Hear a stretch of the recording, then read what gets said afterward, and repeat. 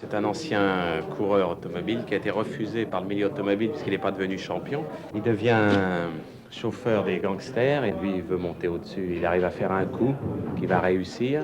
C'est un peu un héros moderne, mais il y a un mélange de tout, de courage, pas de lâcheté, mais de réserve comme ça par moment. C'est un acteur très professionnel qui connaît très bien son métier et en même temps un être très secret. C'est-à-dire que il se livre beaucoup moins qu'on m'avait dit. Enfin, c'est un garçon fermé sur lui-même, méfiant. Je pense que l'attitude de la presse à son égard l'a un peu irrité et qu'il ne se livre beaucoup moins qu'avant. Il se livre totalement dans son personnage. Ancien coureur automobile, faux clochard, cet homme dangereux a-t-il inventé une nouvelle forme de gangstérisme? En fait, les gangsters sont simplement une anecdote pour amener la violence dans le film et pour donner plus de force aux situations. En fait, c'est une histoire qui pourrait se dérouler dans un tas de milieux. C'est un homme humilié, il se replie sur lui-même. C'est un type passionné par la musique de jazz, les cravates. François? Bonsoir, Bénédicte. Voilà, je t'ai retrouvé. J'étais sûre que tu viendrais ici. Pourquoi? Tu me cherchais? Partout. J'ai lu les journaux. Elle l'accepte un peu comme il est, malgré qu'elle se fâche avec lui, et justement, il ne supporte pas à la fin quand il est humilié devant elle. Ça, c'est trop fort. Et là, il a sa révolte et il est tue. Mais ce que j'aime bien dans le personnage, c'est que finalement, il obtient la gloire. C'est la gloire qu'il cherche tout le temps parce qu'il colle les photos de lui. Enfin, il s'aime beaucoup. Et quand il a tout ça, il ne peut pas en profiter parce qu'il se cache, forcé de se cacher. Donc, il ne profite pas de toute cette gloire qu'il aurait voulu comme coureur automobile, qu'il a en tant que gangster. Il ne peut pas s'en servir. François Hollin avait osé se débarrasser d'un concurrent dangereux en simulant un accident. C'était bien déjà cet homme au nerf d'acier, ce grand fauve. Dans ce film, j'ai le rôle d'un cover girl. Pas vraiment, c'est-à-dire que c'est une fille qui est très riche, un peu bourgeoise, qui fait des photos de temps en temps comme ça, pour faire quelque chose, et qui est amoureux de Belmondo dans le film.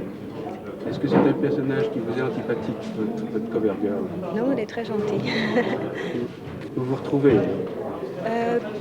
Oui et non, c'est-à-dire c'est pas tout à fait un cover girl parce qu'elle ne le fait pas pour gagner des sous tellement, c'est pour faire quelque chose, tandis que quand on est cover girl, on le fait pour l'argent aussi. Elle est photogénique. Je veux dire, la première fois où je l'ai vue, je l'ai remarquée, c'était dans le couloir de mon impresario, et on a fait des essais. Je ne savais pas ce qu'elle valait comme comédienne. Et je dois dire que sur l'écran, sans rien faire, son regard existait, ses attitudes, ses gestes existaient, étaient très beaux, sa silhouette aussi, et elle avait une espèce de présence comme ça sur l'écran.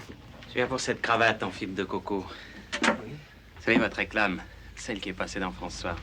Jean-Paul Belmondo qui est traqué, enfin le personnage haut est traqué par toutes les polices de Paris et il vit seul dans la plus grande des solitudes et il a une passion qui lui reste, qui est celle des cravates.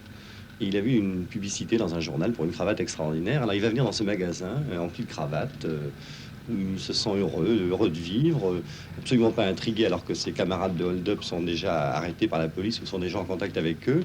Et il règne quand même dans ce magasin une espèce d'atmosphère étrange parce qu'il n'y a personne, tout est feutré.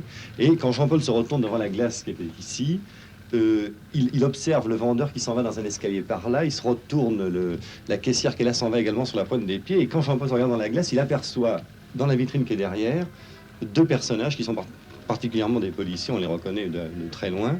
Et alors à ce moment-là, il comprend que c'est un piège. Alors il n'a plus qu'une solution, il faut qu'il tente une sortie, et il sort son revolver qu'il cache sous son imperméable, se retourne et se dirige vers la porte, on ne sait pas ce qui va se passer.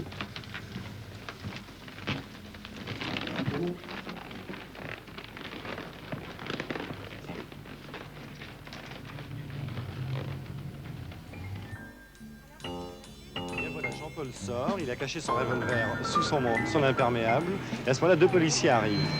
Police!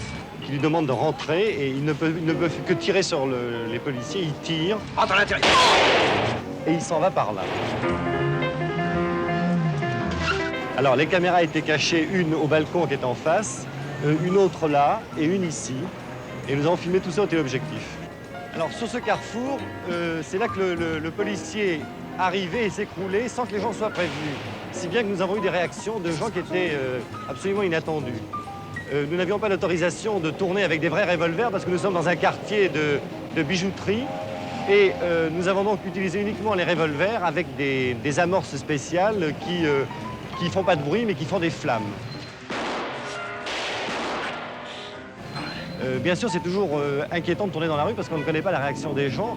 Mais là, nous avions mélangé aux gens qui sont dans la rue comme ça, des figurants à nous qui pouvaient contrôler la situation au cas où, tout d'un coup, un gardien d'une bijouterie sorte avec un vrai revolver et s'apprête à arrêter Belmondo en train de courir dans la rue. Est-ce que les gens reconnaissaient pas Pas tellement, parce que Jean-Paul a à ce moment-là des lunettes de soleil, il avait son imperméable et il courait. Enfin, ce qui les inquiétait, c'était de voir un homme paniqué, en fuite, en train de s'arrêter, de tirer avec un revolver.